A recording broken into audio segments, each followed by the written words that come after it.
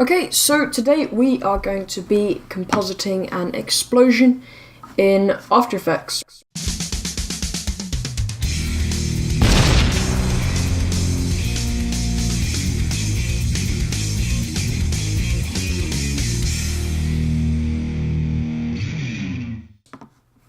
So to get things started, I'm going to grab my footage and make it into a new composition. It's just some footage of outside, and the first step we need to do this is track our footage. So you could use Mocha, or you could just use the built-in 3D tracker, but for this, since it's quite simple, I'm actually just going to track normally. So I'm going to grab the corner here, scale this down a bit, scale this down a bit, and we need to track rotation as well. So I'm going to select underneath this tyre here, and then we'll just click play. And that will go through our whole scene and get a track for us. Now, it doesn't need to be perfect, it just needs to be fairly decent. Since it's quite a large explosion, it doesn't matter that much anyway, because there'll be lots of action happening at the same time. So I'll be back when this is done. Okay, so this is now done, so I'll create a new null object, click edit target, select the null, and then click apply with X and Y. So now the null has all the data in it, so we can start adding in some effects. So I'm going to start off by adding in some dust, just a quick puff, and we'll make it so our explosion starts around 3 seconds. Move it to here, put it on the null object, and poof, we've got some smoke. But you can see there's quite a harsh edge here, so to fix that, you could blow it out, or you could create a mask around the shape and just knock off the bottom, click F, and feather out the smoke a little bit. Oops, let's put that back. Okay, so after we've done that, I want to scale it up a bit, so I'm actually going to grab the anchor point, of this, and move it to the bottom, and then we can scale it up like that. So this creates more of a large scale explosion, which just adds more action. So boom, it's a cool explosion. I'm also going to then add a tint effect to give it a more of a sandy look. So I'm going to map white, and then I'm going to take yellow, and I'm going to just go to like there. I'm going to turn the intensity down to like 60%, maybe 50. So we've got quite a dusty look rather than the original white smoke. So now I'm going to add in lots of smoke, maybe some dark smoke. That one looks really cool. Put this into maybe screen. Can't see it if we do that. Let's try add. Nope. Color dodge. No.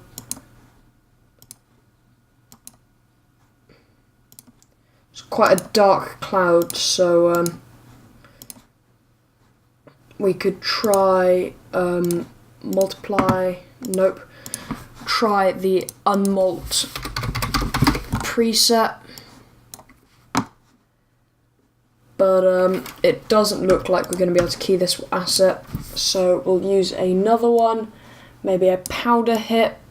Oops, move that to the beginning there. This one we should be able to screen like so, and we'll just put that onto the null object, and the scale is quite good. It's quite a small little puff, so that's good. We will go into our dust and copy and paste our tint, Control C, Control V, and then we can solo this and we can adjust it, and this one looks like actually we'll just go to 100%, and you need to make sure you customize the effect for every different asset, just to make sure you get the perfect look for each one. So then maybe we could add a bit of wood debris. I know there's not any wood here, but it looks cool. Screen it. Yeah, you can just add that in. I'm not going to do that because I don't have any. Rock debris. And in fact, actually, let's use this one.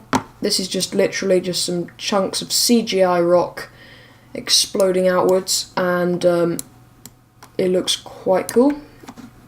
Put that on there, attach it to the null, and you can see that looks pretty good. And the rocks just spin around and just add a bit more life to the scene. We'll copy and paste this effect on so they look like some cool, maybe like sandstone. So now it's time to add in some of our fire explosions. So I've got a really cool looking explosion here. Pre-keyed, looks really good. And I'm going to put this behind some of my smokes like that. And then I'm going to move it up and I'm going to scale it up after grabbing the anchor point. Just moving it to the bottom of the clip so we can scale it more accurately, and then we'll scale this up to be an absolutely massive explosion. And then we have boom. I wonder what on earth caused that, because it's pretty large explosion. I can't see any bomb there, but that's fine. Might want to add in a firecracker, get some sparks. We can screen that, move that to there, attach that to the null. This one definitely wants to be scaled down because it probably wouldn't be that large. And I'm actually going to make this start a frame before, so it's like the pre-explosion spark, and then it's like completely boom, like so.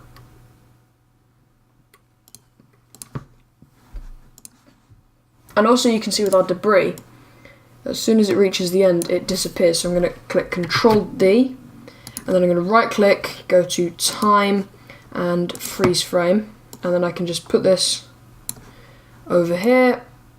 Since I click Control D, it'll be in exactly the same place, so you won't even be able to tell it disappeared or it switched. So we got quite a cool looking explosion happening here.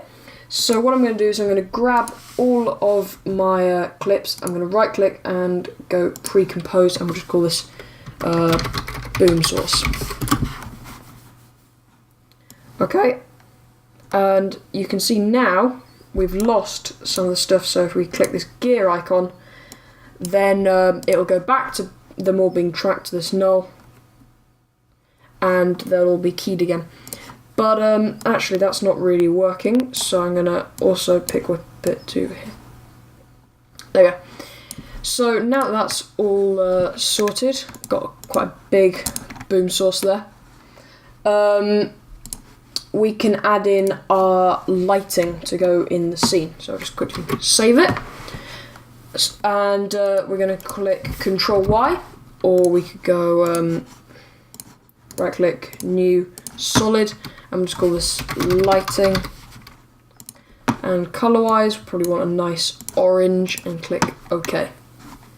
So I'm going to hide this layer and then select where we might get some with this ellipse. So definitely get some where the explosion is. Let's just go to a point in time where the explosion actually is. Push this back in, put it underneath our boom source layer. And then we're going to absolutely feather this as much as we can. Take the opacity down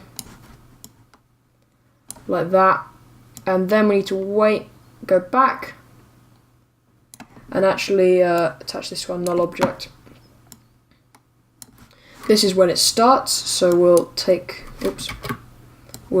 do that, and then we'll actually keyframe the opacity like so till the explosion's gone, and then we want to take this down to 0. So now we have, and it looks a lot more realistic. So I'm then going to go through my whole scene and select places where I think there might need to be some more lighting. So we want our mask 1. And actually I can see I've keyframed the wrong opacity, so I'll just click Ctrl-C on this, click T on here. Wait, no, that is the actual opacity. Oh god, this is confusing.